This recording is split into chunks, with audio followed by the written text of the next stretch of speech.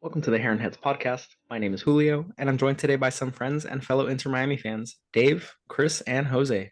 And on behalf of the guys, we want to thank you for joining us for episode 8 here on the Heron Heads podcast, your first stop for all things Inter Miami.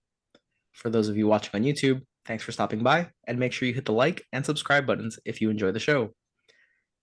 We are running over to record this episode following Miami's penalty win over FC Cincinnati, and holy cow. Just we are so blessed to be in this position where it doesn't matter if we're losing in the 97th minute. We have the greatest player on earth, and he can pull a rabbit out of his hat at any given time and pull us back to the point where we win a match and find ourselves in yet another final in the span of a month and a half. So, how are you guys feeling? I'm completely overwhelmed with emotions and adrenaline. So, let me toss it over to you guys. Running on a high, but my God, it is an emotional roller coaster every time we see this team on the pitch. Some days we get total domination, some days we get only a little bit of domination, and that's what we had in this game. We had a half of domination, and whew, man, I don't know if I can keep taking these games going to penalties. I mean, that's 2 in a row now. At least last game, we didn't have to deal with extra time. But yeah, this one added a little extra bit of stress on us. But again, feels good to come away with a win. So I'm feeling great. Yeah, the best part for about the US Open Cup that I was happy about, because Julio mentioned earlier, is that it went into overtime. It didn't have any of the penalty kicks straight out like the Leagues Cup. And I was like, oh, thank God. I hope it doesn't go into that again. We have enough time to score and we're good. We don't have to go to that again. And then it started creeping up. And I was like, my wife was sitting next to me. I'm like, this is going into penalties, isn't it? And she's like, I don't know. And we keep watching. And then it's like a minute. It's like a 10 or it's like 118. I'm like, yeah, this is happening. It's going to happen. And sure thing. Yep. Went into penalties. So it was great. Like you said, Julio Messi is it's incredible. He wasn't the scorer today, but he was a facilitator. His passes were on point. Your boy, we'll talk about him later, closed it out. So very exciting. Super happy the way it happened. Where's your bell, by the way? Where is it? It's on back order. But yeah, awesome game. Super happy.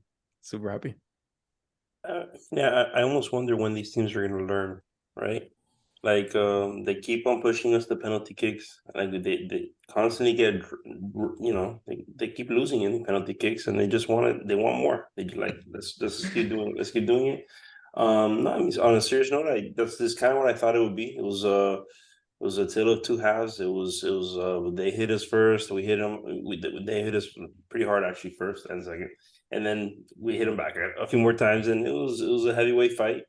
I think this is the level that we should expect us to be playing, right? It's great, two great teams. It is what it is. We should. I think by now people are gonna have to respect us now that we're like, okay, well, every time we play another great team, we just keep having spurts of domination. That's the thing. It's not as we didn't dominate the whole game. We had nice spurts of domination where we're like, oh, this is going really well. But yeah, but I can't wait to talk about this game. Yeah, so we've now beaten, since Messi's joined, we've beaten 4 of the top 6 teams in the Eastern Conference. There is no tougher test because FC Cincinnati is the best team overall in the MLS League. They currently lead the Supporter Shield race for the MLS by 6+ points. And this match had everything. So without further ado, let's just jump right into it because there is a lot to unpack. So first half opens, and although we were holding possession, things were a little amiss. We came out in a 3-5-2. There were 4 changes to the starting lineup. We had Toto Aviles starting, which was his debut. We had Jean Mota, who was coming back from injury after 4 months out. We had Leo Campana in place of Joseph Martinez. Finally, thank you, Tata. And who am I missing? There was one other change. Toto, Mota, Campana, and Gomez started. And Gomez started over Kramaski. That's correct. Kramaski, yeah. Thank you. So those are the changes. And Man, for me, the thing that jumped off the page immediately was Mota and his rust. And the midfield just looked very rough. Abysmal. They couldn't keep possession well. They were chasing, they were rushing. It just felt so incongruent. It felt so disjointed, and it was driving me absolutely nuts. I agree. I think I even texted you at one point, like the attack is so disjointed. I feel like the left hand doesn't know what the right hand's doing. And it was I said it last episode that I felt that we could see a completely different lineup in this match. Thought that would probably try to experiment with some different tactics and things like that for moving forward in MLS, and that this would be a kind of a throwaway match. I don't think it was a throwaway match. Clearly, in the second half, he made the adjustments to win the game, but I did predict that this would be something that we might be seeing. He is trying to employ the entire team. He knows that he can't win with the same 11 every single game. The wheels are going to fall off. So I think while it might have been a struggle in the first half, very important to get some of these guys' feet wet, especially Mota. Mota, 4 months removed from his last match, you're expecting rust. But this was something that I think needed to be done. Thankfully, we got out of there with a win. But yeah, this is necessary. The one thing that was disheartening is Gomez isn't showing what I would like to see from him. He's getting some consistent playing time now, and he consistently seems to be disappointing. It's such a shame because I really want him to succeed, but yeah, I don't know what it is. I can't quite put my finger on it, but it's not great. He just seems like he's more comfortable coming in as a sub at specific points of the game, specifically when we're up. He plays a more possession defensive thing. We don't need to rely on him as a scorer. We saw him tonight. His offense was kind of all over the place. His shots were all over the place as usual. So maybe that's just who he is.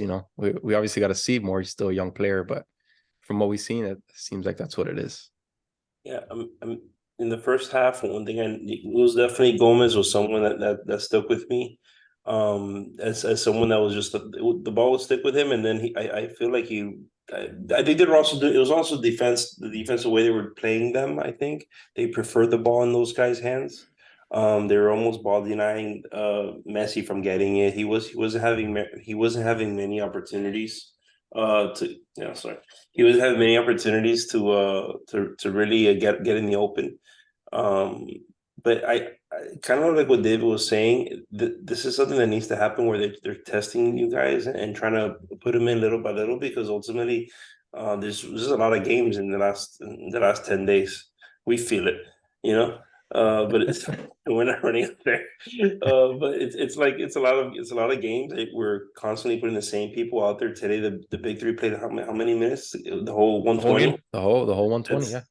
That's gonna probably have to change too. I don't know if these guys can play all these minutes every single game.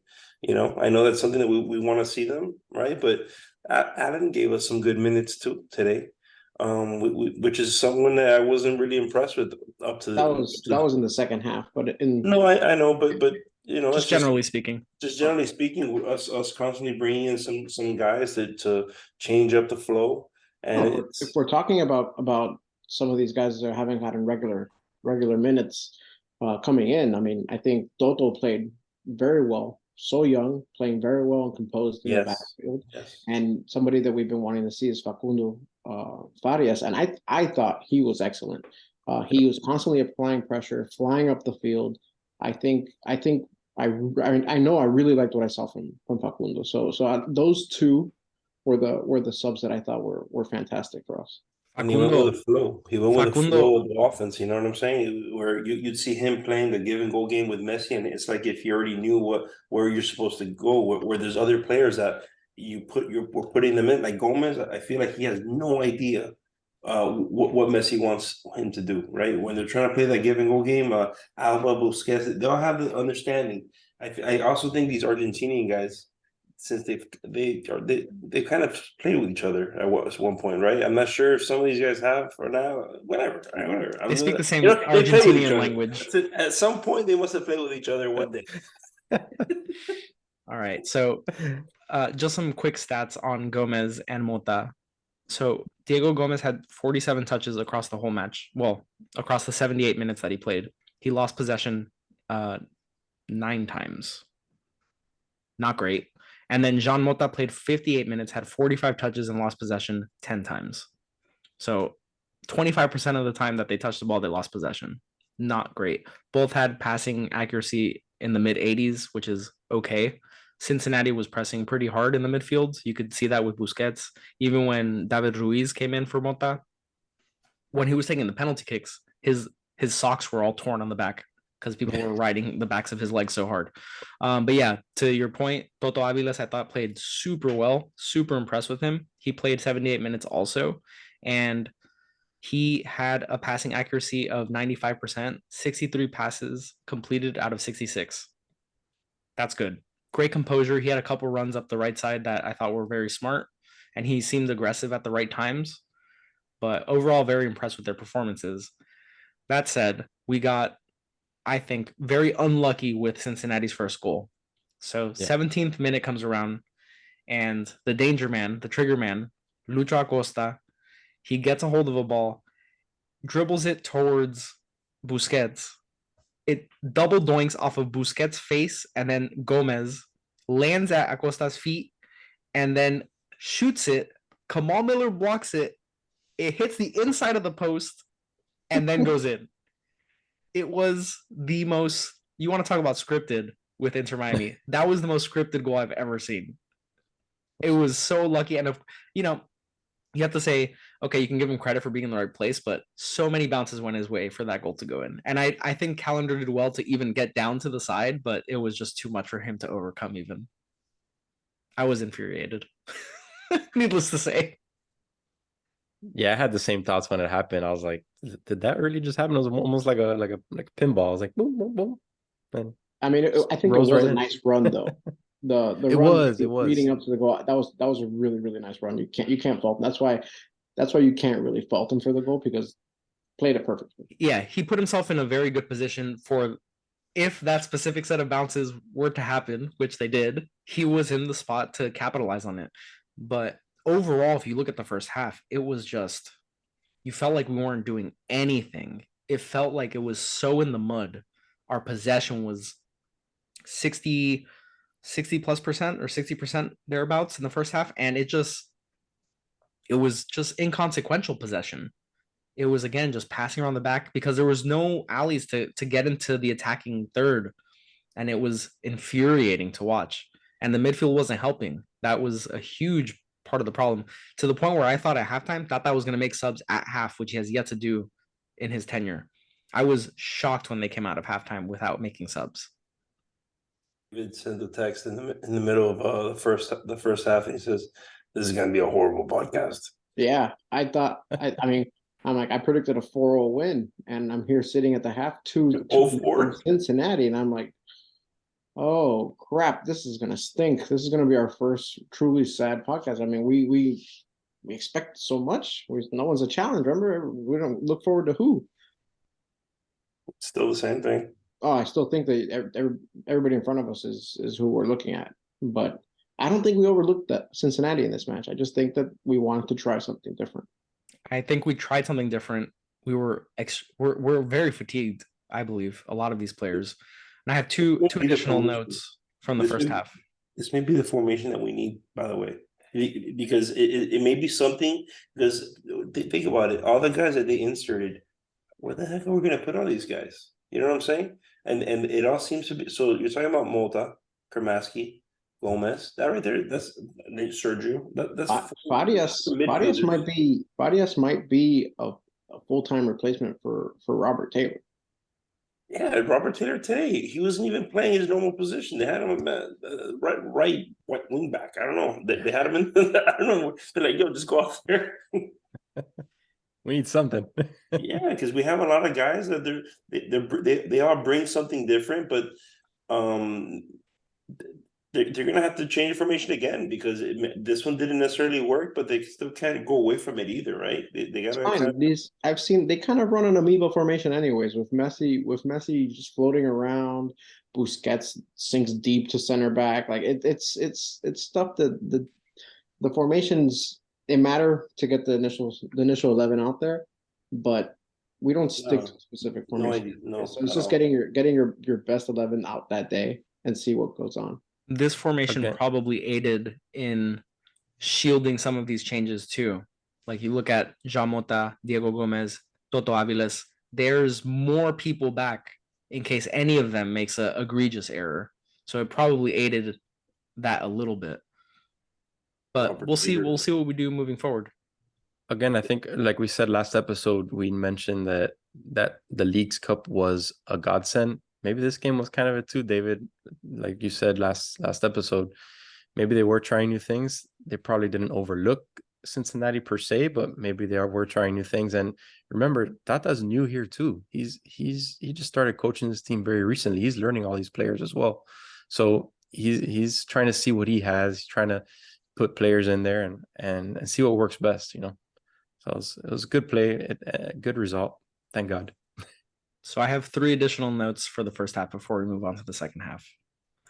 My first is that Cincinnati has annoying orange smoke because after they scored the first goal, it was way too much. It was just too much. Get over yourself. Okay. My other note was that the ref had a very quick trigger finger. He, by the end of the first half, had shown 1, 2, 3 yellow cards. And the one that was given to Jamota was so light. Even the broadcast was just saying that is hardly a foul, much less a yellow card. Anyways, my third note was that Santiago Arias is a big fat flopper and Alba is his daddy. And that was a note taken in the 22nd minute because Alba nicked him on the leg and he acted like he just got kicked by the Incredible Hulk. Which, listen, Alba has some legs on him, but Arias was writhing in pain and they were up 1-0 at the time. And I'm like, dude, it's the 22nd minute. We got a long way to go. And from that moment on, he became public enemy number 1 in my eyes. And I'm really glad that Calendar saved a shot of his late on in the game because otherwise I would have been eating crow. But anyways, second half. Great. I was gonna say great point with that stupid orange smoke. Not even when they scored, even when they had the Well, I think it was 2 offsides. They had a premature smokulation. Twice. They It was thought they twice. got a third. They thought they got a third goal, and it was the handball one, right? Listen, premature smokulation affects nearly 1 in 3 Cincinnatians. And anyways, second half, I was surprised that subs weren't made at halftime, but subs were made in the 58th minute. Fast and furious. Before the subs, Brandon Vasquez got on the end of a counterattack and absolutely ripped a shot past Calendar. Beautiful goal. Calendar could not have done anything to stop that. Bottom left-hand corner, and Cincinnati's just loving it, going nuts, as they should, because it was a nice goal. So 58th minute comes around, and we sub in Robert Taylor, Facundo Farias, and David Ruiz, and we bring out Kamal Miller, Jamota, and Yedlin. So a lot of offensive players in for more defensive players. Excuse me. And then 60th minute, Facundo Farias earns a foul or earns a free kick in Cincinnati's half in the attacking zone, and Messi steps up. And then guess who gets on the end of a ball that Messi puts in? Your boy, Leonardo Campana. Just beautiful curled run in the box, puts his beautiful face, takes a ball right to it, and puts it in the back of the net and buries it. Game on. Let's freaking go. It felt so nice because there's headers and then there's headers, and that thing exploded off of his forehead. And it's just there are a few things that are as nice as a floating crosser like that, just being punctuated in the back of the net. And man, it felt good because you look at it and then you look back and like, was it him? And it was Campana, and that's what he brings. That's what we've been clamoring for, and that's what size. Like, we need that threat. Every single goal that happens to be crossing the box has to be like meticulously passed in there on the ground. And this is just a different dynamic. And now it'll have people creeping, looking backwards, making sure he's behind them. And while they're looking back, then you can start doing the short passes again. So yeah, it adds a different dynamic. So I'm very happy that they were able to do it once and again. Did you guys see before it went again? Did you guys see Messi after that score, after that passing score? He was like freaking zoned in. He didn't care. He wanted to come back, and no one was gonna stop him. He was just like, he was in the zone. I was like, oh crap, here he goes. Mama, there goes that man. It was so great. And just before that goal was scored, I had written down in my notes that on set defense, when Cincinnati was able to get back and get set up for the next Miami attack, they had like 9-10 people back in defense. And with the way we had been playing, I thought there's no way we're going to break them down. But you get a free kick in or around the attacking third, and good things can happen when you have size in the box. And that's what we've been saying about Campana, is that he brings something different in attack that Joseph doesn't. Even when Campana eventually got subbed off, the broadcast said it. Why would you take him out? Because now they earn a corner and you got nothing. You know why they took him out?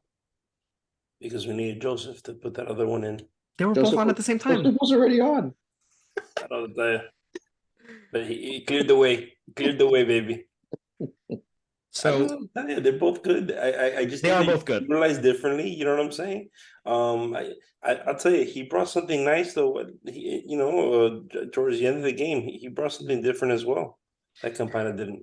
Well, I think Joseph I believe he's so much more impactful as a sub because he does still have some pace, and he's a goal scorer. He was doing like Messi was at one point, and which I hadn't seen. I hadn't seen that, where he was literally going to the midfield and trying to help out and to bring the ball up. He never has done that because he doesn't have to pace himself. That's the thing. When you come in as a sub, you have fresher legs. You can kind of drop back a little bit because you know when it's time to gun it, you have more energy left than the guys behind you. And so Campana was still on. That's a tinker, just so you know, that did work. That's something that it was. I think he's gonna look into that because he's like, hey man, we can if we need to win a game, we put in Joseph at the 70th minute. You can leave Campana in because what was he great at that you called it last time, Julio, in corners. Remember talking about in corners, on set pieces. He's amazing at it. We don't really have anyone else that could do that. We tried it with Christoph, I think, at one point. Well, I don't know if it was a natural set piece, but it was one of those. Christoph got a header off, but it was just a little flare. Yeah, it just went straight to the goalie. So it was so weak. I was like, okay, but defenders typically find themselves in those positions in set pieces. Joseph came on in the 77th minute, and at that point, it was balls to the wall. We brought in Joseph for Diego Gomez, and Toto Aviles came out for Noah Allen. Drake Callender in the 74th minute made a huge save. I don't recall who took the shot. This was before the Arias shot, which Noah Allen did awfully. He completely whiffed on a cross that went in, and Arias was one-on-one with Callender, saved it near post. Really nice save. And then, man, the 80th minute to the end of regulation was nuts. It was so open, back and forth. I have more notes from the 80th minute than I do for the rest of the match. Did it have anything with Robert Taylor throwing the ball perfectly for them to start a break? The only thing I have on Taylor is that Taylor had a cross that was cleared. When he just threw it, they tricked him. Yeah, Taylor handed the ball over to the guy. Oh yeah. So I have him by way a Kubo like fast break. I was like, what is happening? And then I think after that, he had another like horrible pass. I was like, what is this guy's having a horrible stretch? Yeah, it was back and forth, and I thought to myself, just give us one chance. And I was a little surprised that they added so much time. I believe they added 8 minutes. 69 minutes is what they added, according to one of our friends. Okay, so I must have missed that message. So they added 8 minutes, and I was a bit surprised. And then we earned another free kick. Was it a free kick? No, it was from the run of play. Yeah, so from the run of play, Messi gets onto a ball, and he was pretty far away from the goal, but we had numbers in the box already because it was the waning moments of the game. He hits a huge cross all the way across net. I thought it was going to be out of bounds. Like I thought it was going to go It past sailed. the Yeah, goal you thought line. it was sailing. Yeah. And my boy, He found the- Campana shows found- up and found just Campana guides in it the home. face. All he needed to do was guide it home, and he did. And I was like, vindication for the end of last match, vindication for us beating the drum on Campana for like since the League's Cup matches started. And it was such a sweet release, and I couldn't believe it again. We did it again. We did it against Cruz Azul. We did it against Dallas. And now again at the death, Messi drags us to be able to play to win. Guys, we can't dominate every single time, but we can win every single time, and that's what we're doing. We're gonna win every single time. It's just different ways. You know, great teams find the way to win. That's what it is. Great teams find the way to win. We're doing that. I prefer not PKs. I hate it. It drives me nuts. But you win however you can get them. You know, and right now we're still gelling as a team. Like literally, Tata is literally trying to figure out, hey, what's the best way of using these guys? And like Chris said, right? He just started also. We're trying to figure out. He's trying to figure out how does he implement the way he does things into this team. He's trying to know how does his multi guy play. I have no idea. Let's find out. Throw him in there. It's Robert Taylor. Put him at wing back. See what happens. Not great. No. Scratch that one off. Let's do it again. Oops. This is game note. So Campana scores. Pretty much the last touch of the game. Cincinnati had one more chance at the very end, but we cleared it and nothing really came from it. And thank God there was a little break between that and extra time, because I just needed to exhale from doing my silent screaming as my kids were sleeping. But I was like pacing around the house with a little pep in my step, just tweeting away in just pure amazement that A, we're even still alive, and then B, that Campana has a brace, and I'm just delighted. And it was amazing. And then we head into extra time. And before I can even settle in, Kremaski plays a ball to Joseph Martinez, and he puts it away in like a very professional goal. Like smashes it low right under the keeper and back of the net. And it was like before anything got settled. And Kremaski continues to impress, because he, like that run that he made, he held the ball to the last second. He waited for the defenders to crash on him, and then he made a beautiful pass to Joseph Martinez to hit him in stride. And that's not easy. That's a killer instinct that we've been wanting to see from Joseph too. He did not hesitate 1 second. He went there and he hit it right in. No hesitation. Goal. That's it. He didn't dummy it. He didn't dummy it. Yeah. Imagine. Campana had a dummy earlier in the game, and I kind of just shielded my eyes. Yeah. But anyway, so Joseph scores. It's 3-2. Cincinnati is just, they're down bad. They're down real bad. And then from that point on, Cincinnati just really tightened the screws, and time was going by at a snail's pace. We were just, it was just tight. Hold the dam back. And eventually Kubo, who had come on for them, just hits a beautiful curling effort. And he just, Callender gets a hand to it and everything. And it still hits the back of the net. And I'm thinking, here we go. Either Cincinnati's going to win because they were dominating us for that stretch of the game, or it's going to penalty kicks, and guess who's going to have to step up. But that extra time after we took the lead, I was just sweating. When the Acosta came off, I was kind of wondering. I was like, I see him. I didn't see him with the same pace as he had earlier in the game, but at the same time, I was like, this guy's doing everything for these guys. Good luck. He was all over the field. He was everywhere. So on the right side, left side, middle, all over. And a bunch of the Cincinnati players towards the end of the game, I'm not sure if it was gamesmanship or if it was just dehydration, but a lot of them seemed to be cramping up. I'm going to attribute it to gamesmanship because they seemed okay in the extra time. You're talking about the second half?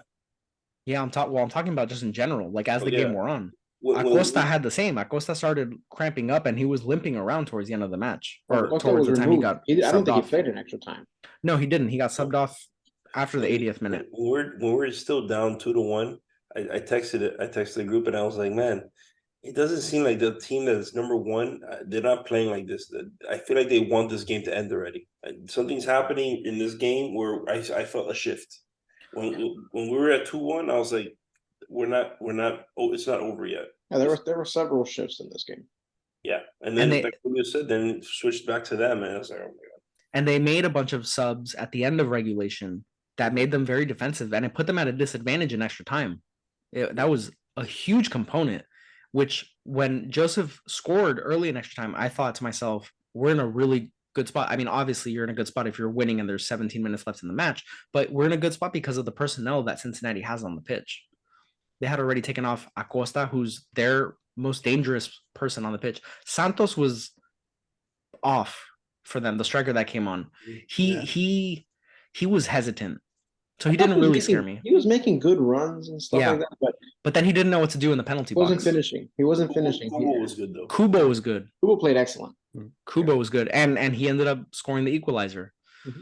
So time's up on extra time. Penalty kicks. Here we go. I have never felt more confident in a goalkeeper in my life. Drake Callender.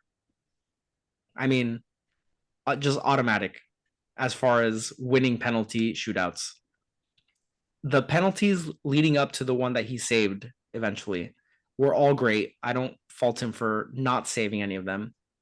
The one he got, I think it was Arias hit one that went under his glove. That was the only one that maybe if he had timed his jump a little bit earlier, he would have been able to make it. But after 4 straight makes by Cincinnati, Hagland, poor man's Haaland, steps up and hits not a great penalty to his right, Calendar's left. Callender guesses right and stops it. And then Kramaski steps up and just like he did against Dallas, puts it away. And he's our closer, apparently. I was surprised of a kick too. That Busquets didn't take one. I was shocked. I had already written down Busquets' name as the second penalty taker, but then Facundo stepped up, David Ruiz stepped up, and everyone took fantastic penalties. That's what I was going to say. It's like they all took fantastic pens. And so I don't blame them for not putting. And Ruiz had a nice stutter. Facundo just beautiful. I'm actually disappointed that we're not having a boombox whenever Kamasi goes up to end the game and not putting the Sandman. I mean, it's 2020. It's 2023. Where do we get a boombox? I don't know. Why not? Let's get the boombox at the thrift store. I mean, we need something because this guy's an animal. He goes up for the pen. Time to win the game. Lights out. Ice in his veins. That's right. I was about to say that. That's right. I thought it was funny heading into the penalties how the referee has to take 5 minutes to explain to goalkeepers how penalties work and for them to stay on their lines while Avicii Levels is playing in the background and everyone's kind of just waiting at the halfway line and the ref's probably just saying, guys, remember you have to stay on the line, which every time one of our players stuttered on a penalty kick, their goalkeeper jumped off the line. So even if he saved any of them, which he didn't because we're awesome at penalties, he would have had to redo the penalty kick, which I thought was hilarious. So end of the day, Inter Miami win to no one's surprise. And we're heading to another finals, looking for more hardware. And now, while we wait for that match, which is in about a month, towards the end of September, now we can start looking ahead to MLS League Play, which starts right back up on Saturday. That's when the sweating begins, because it's going to be tight. It's another tournament. As far as we're concerned, it's another tournament. We have to win. Yeah. And David, how have we done in the past tournaments? I mean, I've never seen Inter Miami lose a tournament. Well, we have, but I haven't. Not this season. Not this season. So we have New York Red Bulls. We have New York Red Bulls on Saturday, and we will have a full match preview out tomorrow because these games are coming thick and fast. So we'll have a preview out tomorrow. Thank you guys so much for tuning in for this recap. We are all just overwhelmed with the support, and thank you all for the follows and the engagements. all that good stuff. Shout out to Art. Shout out to Art, my man on Twitter. But yeah, Inter Miami win again. More hard work coming soon. And we'll see you guys on the next episode of the Heron Heads podcast, your first place for all things Inter Miami.